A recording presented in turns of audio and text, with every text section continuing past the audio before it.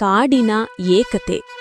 ಒಮ್ಮೆ ದೊಡ್ಡ ಕಾಡಿನಲ್ಲಿ ಹಲವಾರು ಪ್ರಾಣಿಗಳು ಸಂತೋಷದಿಂದ ಬದುಕುತ್ತಿದ್ದರು. ಆ ಕಾಡಿನಲ್ಲಿ ಸಿಂಹ, ಆನೆ, ಜಿಂಕೆ, ಮೊಲ, ಕೋತಿ ಮತ್ತು ಪಕ್ಷಿಗಳು ಎಲ್ಲರೂ ಇದ್ದರು.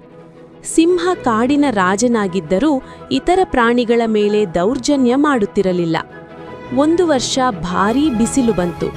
ಕಾಡಿನಲ್ಲಿದ್ದ ಏಕೈಕ ಕೆರೆ ನಿಧಾನವಾಗಿ ಒಣಗತೊಡಗಿತು. ನೀರಿಗಾಗಿ ಪ್ರಾಣಿಗಳ ನಡುವೆ ಜಗಳ ಶುರುವಾಯಿತು. ಸಣ್ಣ ಪ್ರಾಣಿಗಳು ದೊಡ್ಡ ಪ್ರಾಣಿಗಳಿಂದ ಭಯಪಡುವ ಸ್ಥಿತಿ ಉಂಟಾಯಿತು.